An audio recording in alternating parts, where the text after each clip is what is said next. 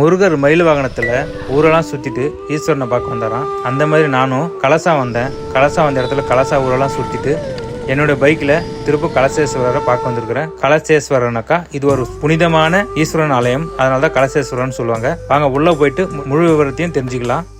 இந்த கலசா ஊர் உருவாகிறதுக்கான காரணம் இந்த கலசேஸ்வரர் ஆலயம் தான். அந்த மாதிரி ஒரு சூப்பரான கோயிலுங்க இது. இதெல்லாம் பார்க்கணும்னு சின்ன வயசுல புக்கில் படிச்சிருக்கிறேன். இன்னைக்கு இந்த கோயிலெல்லாம் நேரில் வந்து பார்க்குறேன். நீங்களும் இந்த வீடியோ பார்க்குறவங்க இந்த மாதிரி புனிதமான ஸ்தலங்களை வந்து பாருங்க, உங்க புண்ணியத்தை நீங்களும் தேடிக்குங்க. இந்த கோயிலை சுற்றி பார்த்தீங்கன்னா பத்ரா ரிவர் தான் டிராவல் பண்ணிருக்கோம். இந்த பத்ரா நதி கரையில் தான் இந்த கலசேஸ்வரர் ஆலயம் இருக்கிறது. எதனால இந்த கலசேஸ்வரர் ஃபேமஸ்னாக்கா, அகத்திய முனிவருக்கு திருமண கோலத்தில் காணப்பட்டாராம் சிவபெருமானும் பார்வதியும். கர்நாடகாவிலே தட்சிண காசி என்று அழைக்கப்படுற ஒரு இடம் தான் கலசா. இங்கதான் அகத்திய முனிவர் பிறந்த இடமா. கும்பம் சொல்லுவாங்க. அந்த கும்பம் மூலியமா தான் அகத்தியர் பிறந்தாராம். அது மொத்தமான டீட்டெயில்ஸ் வேணாக்கா கோயிலை பற்றிய ஃபுல் வீடியோ போட்டிருப்பாங்க. அந்த வீடியோ போய் பார்த்து சர்ச் பண்ணி தெரிஞ்சுக்கங்க.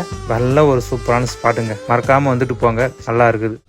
Hello guys, going to Horanadu next. அவ்வளோதான், கலசா பார்த்தாச்சு. கலசா கோயில் தெரியுதவங்களுக்கு போடு.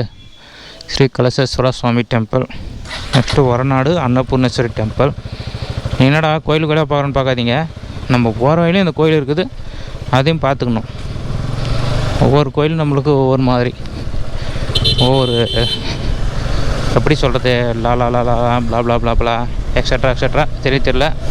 ஒரு ஊருக்கு போனால் அந்த போகிற வழியில் அந்த கோயிலையும் பார்த்துட்டு வந்துடுவேன். அதுதான் நம்ம பாலிசி. அப்படி விலாகவும் எடுத்து போடுவேன். ஃப்ரீ அட்வைஸ், தேவைப்படுறவங்க எடுத்துங்க, வேணான்ற விட்ருங்க. Okay, next ஒரநாடு. ஒரநாடுன்னு சொல்லுவாங்க, ஒரநாடு ஹெச்ஓ வரும். அங்கே போயிட்டு இப்போது நைட்டு ரூம் எடுத்து ஸ்டே ஆகிட்டு நைட்டு கோயில் ஓப்பன் தான். நைட்டு அந்த கோயிலை நைட்டே பார்த்துட வேண்டியதான். பார்த்துட்டு காலையில் எங்கே போகிறது தெரியல, அது அப்புறம் பிளான் பண்ணுவோம். ஜஸ்ட்டு ஒரு 6.5 கிலோமீட்டர் தான், 1 hour 1/2 hour போய்டும். இந்த ஊருங்களுக்கு தான் பிரச்சனைங்க, ரோட்லேயே காரெல்லாம் போட்டுருவாங்க, போகிறதுக்கு வழியாக இருக்காது. பாருங்கள், ஃபுல் ரோடு இருக்குன்னா அது ஆஃப் ரோடு அப்படியே மறைச்சிடுவாங்க அவங்களே. இதோட நம்ம பார்த்து வர போனோம். பசங்களை குறுக்க வரானுங்க. சாயந்தரம் 5 மணி ஆக போகுது. கிளைமேட்டு பாருங்கள் எப்படி இருக்குது. மழை பெய்யுது நிற்குது. நான் ரெயின் கோட்டை கழட்டி மாட்டுறதா இருக்குது. அதான் ரெயின் லேயர் மட்டும் போட்டுக்கிட்டு பேண்ட்டு போடல, மேலே மட்டும் போட்டிருக்கிறேன். இன்னொன்று 6 கிலோமீட்டர் தானே, அப்படி போய்டுவோம் டக்குன்னுட்டு. காலையில் 90 கிலோமீட்டர் ட்ராவல் பண்ணி வந்து அந்த தேவரமபெட்டா பார்த்தோம். தேவரமபெட்டா அப்படியே பார்த்து 2-3 பிளேஸ் தான் எக்ஸ்ப்ளோர் பண்ண முடியுது. இது ஓடுறதுக்கே டைம் ஆகிடுது. எவ்வளோ குப்பை போட்டு வச்சுருக்காங்க, எல்லாம் குப்பை கிடங்கு. தயவு செஞ்சு இந்த பக்கம் ஃபாரஸ்ட்டுக்குள்ளே வரவங்கெல்லாம் வாட்டர் பாட்டிலையும் அங்கேயும் குப்பையெல்லாம் அங்கேயும் தூக்கி போட்டுறாதீங்க. டஸ்ட்பினை பார்த்து போடுங்க. ஹை பாய்ஸ், ரோட்லேயே திரியிறானுங்க பாருங்கள்.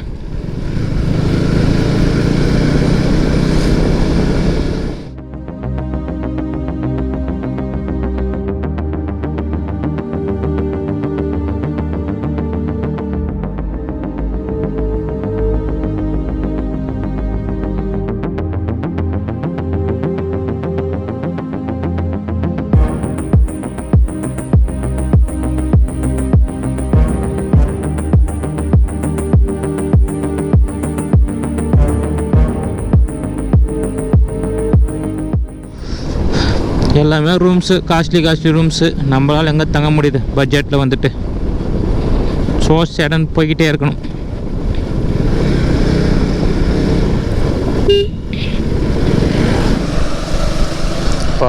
சூப்பரான வியூங்க.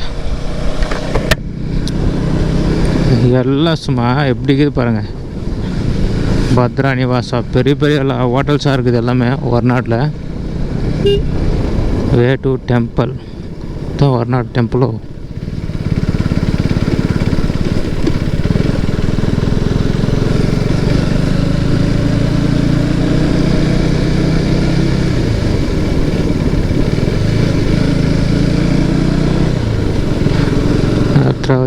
Tunga Nivasa way to temple. First டைம்ன்றதால ஒரநாடு இப்படி தான் இருக்குமான்னு தெரியல எனக்கு. சங்கரி அன்னபூர்ணேஸ்வரி டெம்பிள், இந்த பக்கம் தான் டெம்பிளா?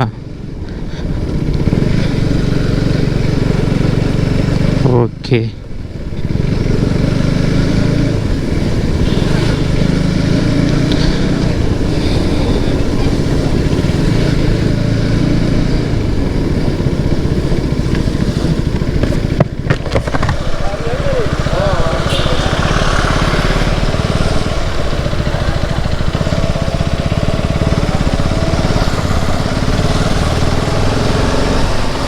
ஸோ இங்கே இருக்குது இந்த பக்கம் டெம்பிள், இந்த ஒரநாடு.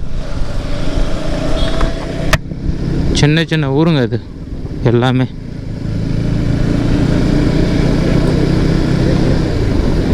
எவ்வளோ ரூம்ஸ் இருக்குது எல்லாம்.